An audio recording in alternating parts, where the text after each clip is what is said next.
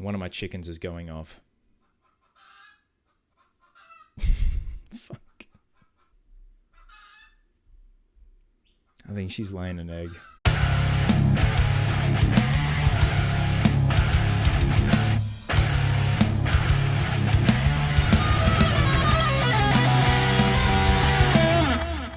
What's happening, my fellow geeks and geekettes? Welcome to a brand new episode of Cosplay Chris, and today it is going to be a spoiler-free review of Birds of Prey and the fantabulous emancipation of the one Harley Quinn. Not to mention, at the end of this video, I'm going to delve into a wee bit of spoiler talk that is at the very end of this film, so much so it is a little post-credit thing that I just want to talk about, and that's in terms of the DCEU and where it's at this present time, and just my thoughts and feelings on said subject. So Birds of Prey, the fantabulous emancipation of one Harley Quinn, is directed by Cathy Yan. And the basic premise of this film is we have a pickpocketer named Cassandra Cain that has gotten a hold of something very near and dear to Mr. Roman Sionis's heart, played by Ewan McGregor, also known as Black Mask. Basically, a hit has been put on Cassandra Cain's head to retrieve said item and return it back to Roman Sionis. And within this film, we have the birth and evolution of the Birds of Prey. Like I mentioned, we have the amazing Ewan McGregor playing Roman Sionis, aka Black Mask,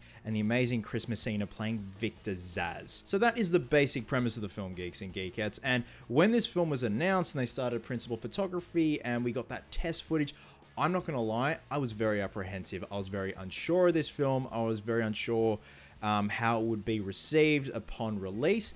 And I can honestly say I have never been more wrong in my life. I had an absolute cracker of a time with this film. It was fun, it was silly, it was stupid, it was self-aware, it was breaking the fourth wall, visually stunning, the acting was so on point, the cast were so on point. I want to talk about the cast. Before I get to Margot, I want to talk about Rosie Perez as Renee Montoya. She is a Gotham City Police Department cop. She is a hard ass in this film, man. She's like an alcoholic and she's just bad to the bone. I loved everything about her. Mary Elizabeth Winstead as the Huntress is just on point casting. It's like when I did my review of it, Chapter 2, The Adult Losers Club, how that was on point casting. Well, Mary Elizabeth Winstead as the Huntress, she was just amazing. She was made for this role. Not to mention Joni Smollett-Bell as Black Canary was just amazing. She absolutely killed it in her role. My only gripe seeing them together is we didn't see enough of them together. That was the only real issue I had, and there are some pacing issues, but I will get to that later in the review.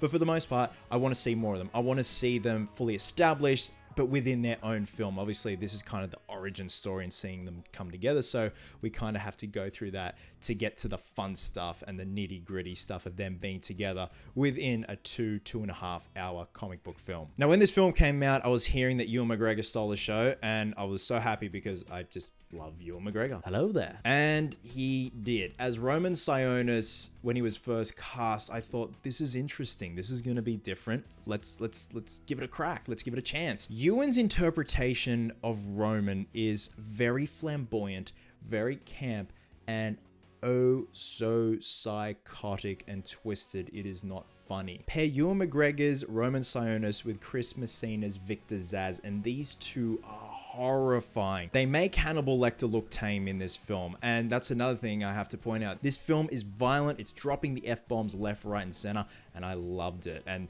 this is why I kind of want to do this little spoiler talk thing at the end of this film. But in terms of the principal cast, man, it was absolute dynamite. It was just magic on screen. It was just beautiful casting, beautiful acting. They all own their roles. They look like they were having the absolute time of their lives. And with that being said, let me get to Miss Margot Robbie as Harley Quinn, aka Dr. Harleen Quinzel. As a fellow Aussie, I've never been so prouder of someone, coming from the same country I come from, going on to portray a comic book character. Obviously, we have Hemsey as Thor, and we got the Jackman as Wolverine. But Margot, and I'm trying to think of the word when I was watching the film to describe Margot as Harley in Birds of Prey, and it's leveled up. She has leveled up as Harley, from the mythology of portraying Harley, but also the physicality. She just kicks so many levels of ass, and so did the rest of the birds. All of them had this beautiful dynamic on screen. They had beautiful chemistry, even though they're from, each end of the spectrum, each end of the world, so to speak, even though they're all within Gotham. They're just completely different in terms of their characteristics, but in the end, they all come together and it works. The banter was on point.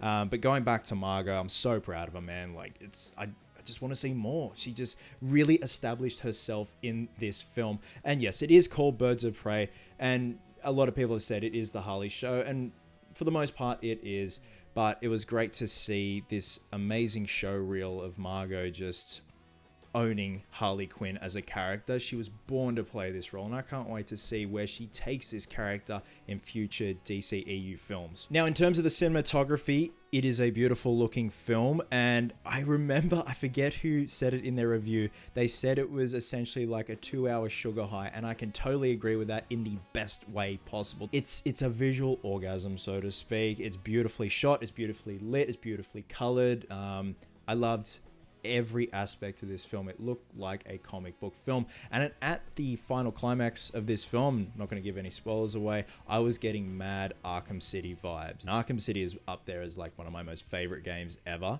and the setting of the final climax of this film, it just reminded me so much of Arkham City. It was beautiful, and that's why I want to see more of this type of production design and production value. And costuming was just crazy. The costuming was just exactly like the cinematography. It's just eye candy. It's just beautiful to watch. They go through costume changes, especially Harley goes through quite a few costume changes, and the costume designers, man, they brought their A game. It's just crazy. And look, if I were to gripe about the film, it was, like I mentioned, I wanted to see more of the birds together, but this is a origin story of the Birds of Prey, so we have to go through their backstories and then see them come together.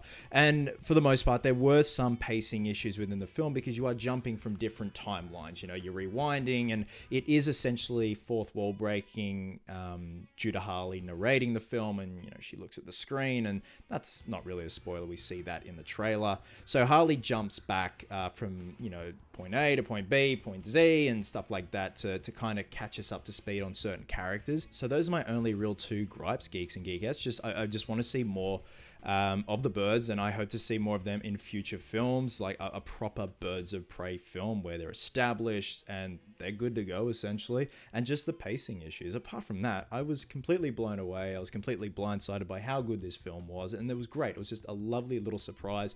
It was good escapism. It was amazing escapism, because that's what cinema is all about. It's being taken to another world for a couple of hours, and I loved every second of it. It reinvigorated my hype for the DCEU. We've also got Wonder Woman 84 coming out this year, which just looks amazing, and I'm very excited for that. So overall, thoroughly impressed with Birds of Prey and the fantabulous emancipation of one Harley Quinn, despite the pacing issues and just wanting to see more of the birds together. With that, I'm going to be giving it 4 mallets out of 5. Now, I am about to head into spoiler territory, even though it is the most minute bit of spoiler, but I'm just forewarning you Geeks and Geekettes now, and it's just my little way of signing off on this review of this film and the DCEU as a whole, and just my thoughts on it for where it is at this point. So, spoilers from here on out. At the very end of the credits, I'm talking when it comes up at the very end, no animals were harmed in the making in this film, and then it comes up Birds of Prey, the fantabulous emancipation of one Harley Quinn, and then as it goes from that to the Warner Brothers logo, we hear Margot as Harley say, are you guys still here? Kind of like in the vein of Ferris Bueller. And she says, well, while you're here, I need to tell you something. Batman is, and then it cuts off. And obviously she was going to give away Batman's real identity. So in the film, Harley does mention, she was captured by the Batman, and she obviously names her hyena Bruce after Bruce Wayne. And one of my chickens is going off. Fuck. I think she's laying an egg.